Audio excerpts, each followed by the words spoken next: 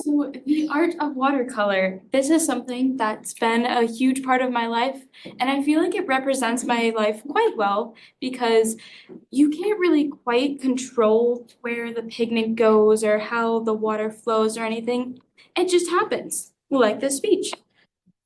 Like watercolors, a beautiful mess.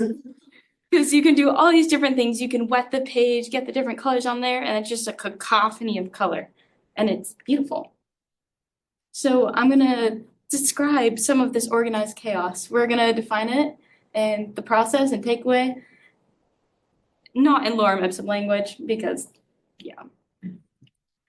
But the definition of watercolor is a paint of which the liquid is a water dispersion of the binding material such as glue, casing, or gum. So it's like this little pigment powder, and they like try to bind it to water using those things, and then you paint with it on paper, and it's very beautiful. So, fun fact, watercolors have actually been used for quite a while. There were cave paintings done in Paleolithic Europe in watercolor, and it has become pretty popular. So that's like an image of what it used to look like during then. And then one thing that's really important is that you have to have the right tools for watercolors. So this is my absolute favorite in the middle there. That's my absolute favorite paper for watercolor. Strathmore, like there's this one paper that I have. All the edges are bound so that it keeps it flat, and there's this one little slit where you'll slide a knife around the edges once it's completely dry, and then it's just so satisfying because you peel it off and it lies nice and flat. Because if you don't have the edges taped down, then it'll just curl on up and it doesn't do what you want it to do. And there's different things that the different paints. So there's the tubes that lots of people think of commonly, the tubes and then the trays with different color. And there's so many different things that you can do. I personally love using the tray because you will have like the thing right here, right? You'll have your paints right here, but then you have the other side and you can just automatically mix and add more and more colors. And the dragon tongue brush, absolute favorite. There's so much you can do with it. And I'm very particular about my paper towels. I don't know why. It just irks me that all paper towels have this texture that sometimes I really don't want. So it's like very flat and smooth, and that's very important. So similarly to watercolors, you have to have the right tools in life. We need food, right? Because if we had no food, we wouldn't be alive, right? We wouldn't be alive. Oh, true. We also need sleep. That's not on there, but that's important. Did I get sleep last night? More. Or is it worse? And then we need friends and a good community. After coming to Moody, like just being around here, it's just like a super great surrounding. There's like all the Christian community. There's the Brosis. There's just the student body in general. And then everyone around here is just so loving and encouraging and just good to be around. And then obviously you need the Lord because otherwise, I don't know where I'd be, honestly. Probably nowhere. And also, I forgot to, but Matthew 24 verses 42 through 44 says something.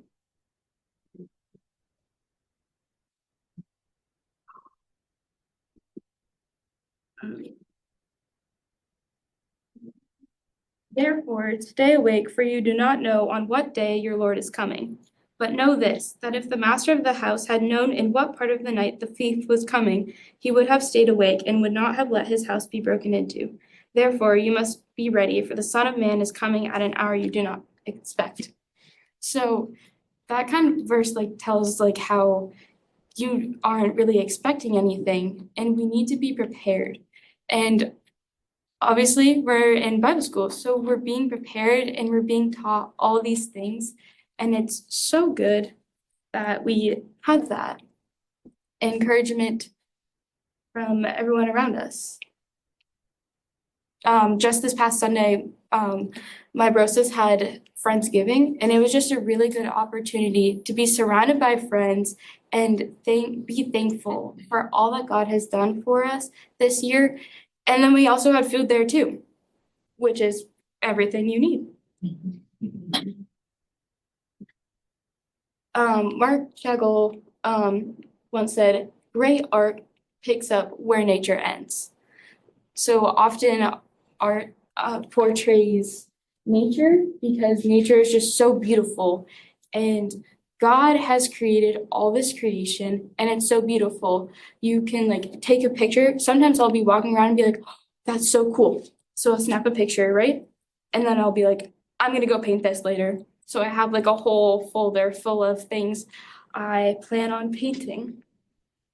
And so I'm just gonna talk a little bit about like where my passion for watercolor started and how I progressed. So there were some difficult things that just happened in my life and I didn't really have a place to turn to like deal with my emotions. So I first turned to YouTube, got sucked down that deep dark hole, and then I was like, wait, maybe art, perchance watercolor. And this old lady from my church taught me how to begin, and I started to begin watercolor. So I painted, the first thing I painted was this like bunny. It's very cute. On the next slide, the next few slides, I have some pictures of what I've done. But the first thing I painted was a bunny. It was so cute, and I was very proud of that. And then I painted another rabbit thing with other things for a contest, and I won third place, which was surprising. And then the next year, I continued to progress and work even more at being able to be more in control of the brush and where the water goes and how much is all the different techniques. So I began to progress. And then the next year, I entered in the same contest and I won another third place award. And then, so the year after that, I was progressing even more. I was spending more and more time on it. I was really focusing on all little details. I absolutely love flowers. Flowers are so much fun just because you can just like swoosh the brush. It's so satisfying. And so I think that was the year I painted, I think 2021 was the year I painted this hummingbird, and I love the little details. It's so cool to look at the pictures and get the little details. It's like, wait, I never noticed that before. That's so cool that that hummingbird has so many little feathers and little things. I never noticed that before. It's so cool because you get to see God's creation in a slightly different way. And I, and then the year after that, I painted this really cool tiger. I unfortunately do not have a picture of it. And it was frustrating me so much that I don't have that picture. But that one was super fun to get into the detail and stripes of fur and everything. And I got second place for that one, which was super awesome. And the past couple years, I have been enjoying sharing my art more. So I've gotten into painting watercolor cards. They're like probably like this big. And I just paint whatever on them. I'll be like, I'll text my meme and my grandmother and say like, "Hey, do you need any cards for the season? Loki needs some money. Would love to make some. If you need some, I will paint you." And there's like this beetle, red beetle that I painted a tree on top of on a card, and it's very cutesy. And I painted so much more. I painted this little penguin. He's adorable. But yeah. So this was like in 2019. So the picture on the top was the first picture I ever completely finished in watercolor. I'm very proud of that one. So in the picture below, I don't know if you can really see the painting very well, but it's a little bunny with some grass, and then there's supposed to be like a sunrise or sunset in the background.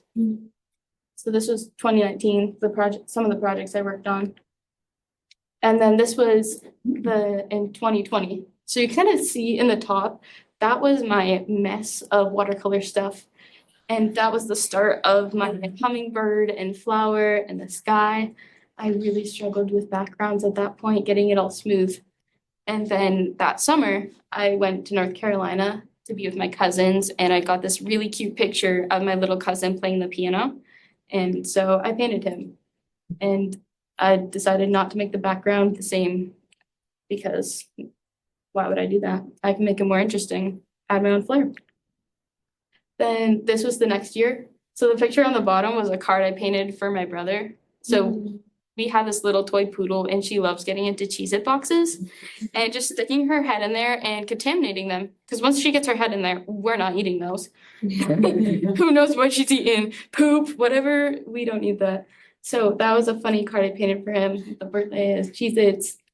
The picture on top, I painted for a contest last minute because a friend of mine backed out and she was like, "You want my spot?" So I said, "Sure." And I'm very proud of that chicken. Very proud of that chicken. That's my favorite part of the whole thing, actually. And then this was the card, the thing on top was a card I painted. That was a picture of my cousin's hand. It was so much fun painting the little newt because getting the colors right. And then the one below was based on another picture I took in the fall. One of my favorite parts, so that one I mixed gouache in with watercolors because gouache is a little bit more opaque. So that's how I was able to get like the lichen on the tree, and then I went over it with like a brown watercolor wash. It was very satisfying. And then my Grammy's dog on the bottom for comedic effect. So the concept of watercolors is that it really helps me to calm down because you're just sitting there and you have nothing to worry about. You're just sitting there, painting your thing, painting away, and it's just very calming and soothing because I don't know, there's something about it being so quiet, and afterwards, I feel so productive. There was one day when I was here and I had painted this or taped this card to my desk and I was planning on painting it, and I just hadn't for a whole day. And I came back to my room and I was like, I cannot be productive right now. I have laundry to do. I have 2 assignments that are due at 11:59, but we're not worrying about that right now. Then I sat down and I painted this card and it was super satisfying. And then I was like, oh, wait, I feel like I can be productive now. I am in the right mindset. I am calmed down. My mind is just relaxed. And I was able to get those assignments turned in before 11:59. And then also one thing I love about painting the cards is that it can kind of be a side hustle occasionally, which is super awesome. And then we have some testimonials from the inner rage monster and the instant gratification penguin. So I don't have an instant gratification monkey. I have an instant gratification penguin. But the inner rage monster gave it a 5 out of 5. Drawing watercolor changed my life. Now, instead of bottling up all me emotions, I could spend hours trying to perfect masterpiece. Now, I deflect me emotions on a piece of paper rather than people. And then the instant gratification penguin says, I used to always do stuff spontaneously, and the gratification it wouldn't last. But after trying watercolors, my whole life has been changed. I feel as though I have accomplished something, so much so that the productive penguin can focus on schoolwork. Like, no way, whoever thought of that? So, 5 out of 5 stars. Pretty chillin'.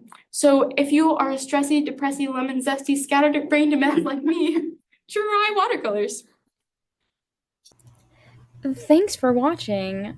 Please stay tuned for my upcoming video that will be coming out soon. It'll explain why I've been away for so long, and feel free to leave a comment in the comment section saying if I did well or if I did.